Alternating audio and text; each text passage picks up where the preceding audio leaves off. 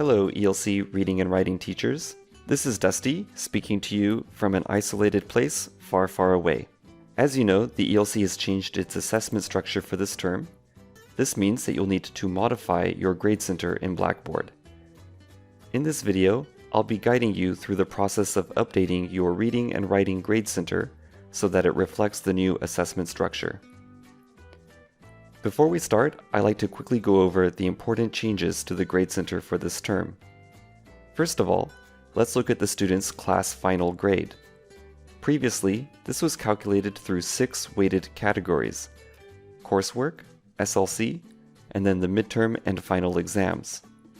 In the new structure, the midterm and final exams have been removed and replaced by new reading and writing portfolios, which are each weighted at 30% for a total of 60%, the same weighting as the former midterms and finals. This means we need to update the class final grade column by removing the exam categories and adding new reading portfolio and writing portfolio categories. Secondly, the final and midterm grade columns have been removed and replaced with new reading portfolio and writing portfolio weighted columns, which display the student's aggregated portfolio results. Finally, new required graded columns have been added. These graded columns contribute to the student's reading portfolio and writing portfolio grades, so need to be associated with the reading portfolio or writing portfolio categories. Don't worry if this seems confusing. As we go through the steps, it will become clear. So let's get started. Open your course in Blackboard and go to the full grade center. As we'll be making some major changes here, it's a good idea to first back up your grades. At the top right of your screen, move the mouse over Work Offline and select Download. Make sure Full Grade Center is selected. Click Submit and then click Download. Your grade center will now download as an Excel file onto your computer. Second, we need to delete the final and midterm exam columns. These are the columns near the beginning of your grade center where you used to enter your students' exam grades. Find the final writing column, select the options icon, and choose Delete Column. Click OK to confirm. Do this again for the final reading, midterm writing, and midterm reading columns. Third, we need to update our categories. Go to Manage and select Categories.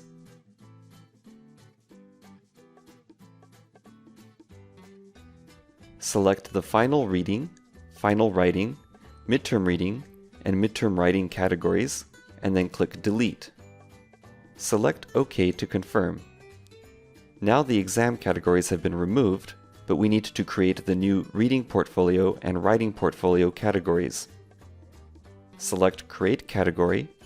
Under Name, type Reading Portfolio, and select Submit. Repeat this for the writing portfolio. Select Create Category, type Writing Portfolio, and select Submit. You should now see Reading Portfolio and Writing Portfolio categories. Click OK at the bottom of the screen to return to your grade center. Fourth, we need to update the class final grade column so that it includes the new portfolio grades. Find the Class Final Grade column near the start of your grade center, select the Options icon, and select Edit Column Information. Scroll down until you get to the weighted grade boxes. You should see the exam categories have automatically been removed. Now, we need to add the portfolio categories. Under Categories to select, choose Reading Portfolio, then click on the arrow icon to move it to the Selected Columns box on the right. Do this again for the writing portfolio. In the Selected Columns box, type 30 for the reading portfolio category and 30 for the writing portfolio category. At the bottom of the box, the total weight should now add up to 100%. Click Submit to save your changes. Great! Now we need to create Reading Portfolio and Writing Portfolio weighted columns. These columns will show students their aggregated scores for all of their assessed portfolio assignments. Go to Create Calculated Column and choose Weighted Column. For column name, type Reading Portfolio.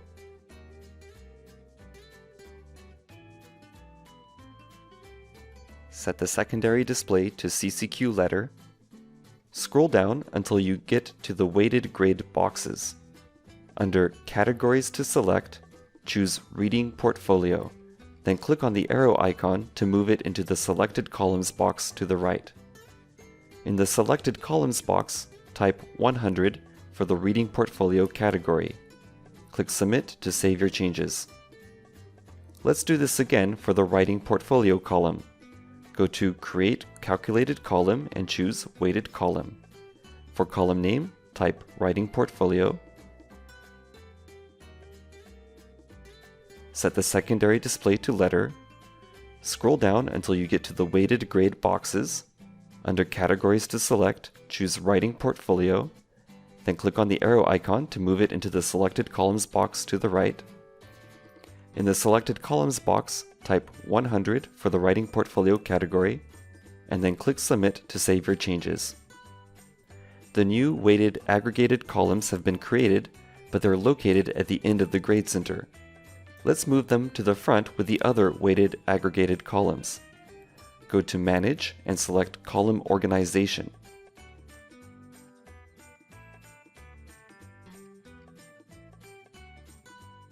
Click and drag Reading Portfolio all the way up so that it's under Class Final Grade.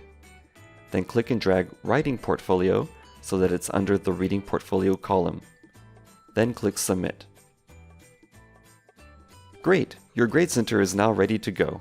You just need to make sure that you assign the new portfolio categories to the correct grade columns. Remember, in the new assessment structure, students take quizzes, for example, Quiz 1, Quiz 2, and Quiz 3, and then follow up the first two quizzes with a reflection, Action Plan 1 and Action Plan 2. The results for the first two quizzes are not counted towards a student's grade, so the quiz columns should not be associated with a weighted category. The only grades which are being counted for in the Reading Portfolio are Action Plan 1, Action Plan 2, and Quiz 3. You will want to make sure that these three columns are associated with the Reading Portfolio category so that they're being calculated in the student's final grade. Meanwhile, for the Writing Portfolio, you'll want to make sure that your Writing Task 1, Writing Task 2, and Writing Task 3 columns are associated with the Writing Portfolio category. If you haven't already created your action plan columns, click Create Column. Complete all details as needed for your action plan assessment. What's really important is that you make sure under Category that you select Reading Portfolio so that the grade is included as part of the student's Reading Portfolio grade. And if you already have action plan columns, for example, if you use Blackboard's assignment tool, open the Columns option menu, select Edit Column Information, and change the category to Reading Portfolio. Follow the same steps for your 3 writing task assignments.